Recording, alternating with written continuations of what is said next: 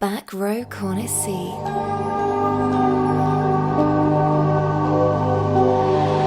Movie reviews from the far side.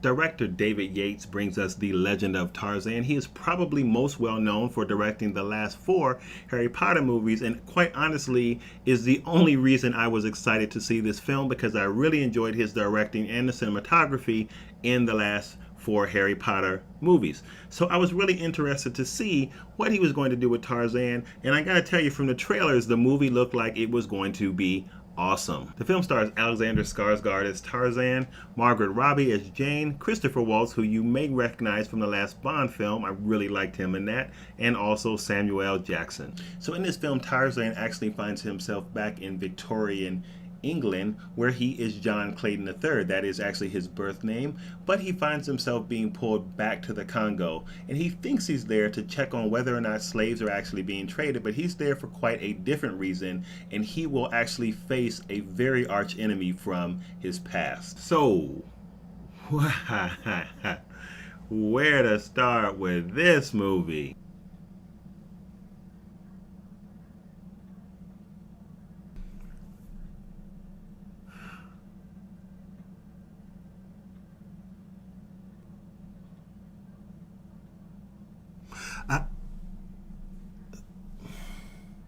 You know what? We're going to keep it positive. We're going to keep it positive. We're going to start out on a good note. Everybody likes a good note. And honestly, I will say that the cinematography in this film was very good. Some amazing scenes, especially some amazing jungle scenes. And the CGI is really quite seamless in this film. So I do have to give that to Yates. A really, really good job with the visuals of this film. But honestly, after that, I really don't know what to say about this film. I thought the acting was so bad in this film. Okay, it wasn't that bad, but it wasn't good either. And the obvious connections between the John Clayton III character and Tarzan is just so overdone. I almost found myself biting the seat cover. I needed to do that. I needed to get that out because it was so overdone. Some of the references made between the Clayton and the Tarzan character were so obvious that I found myself like, we get it. We got it. John Clayton III is Tarzan. We got it. Now, a lot of people like Samuel L. Jackson in this film, at least from the reviews I saw. I didn't think he was great in this film. Christopher Waltz, he was pretty good in this film, but he suffered from some terrible lines, so that made even his performance kind of lackluster. The whole storyline, at times to me, felt very strange, and I was like, which are we going this way? Oh, wait, okay, I get it. We're going this way. Whoop! No, we're going that way. I didn't know what was going on. For a while, I didn't know what was going on. I was very confused about what was happening. Now, no, that's not fair. I wasn't completely confused. And they did set up a framework for you to kind of understand what was going on. But then it started to go here and there. And I was like, oh, we're going this? Okay, this is the way we're going.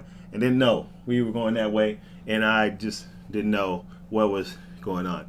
And then they threw in these flashbacks, and I get the flashbacks. They were there to set up the framework for the current story that we're watching right now in the film. And they basically told the backstory of how Tarzan became to be Tarzan and how he and Jane kind of got that love connection.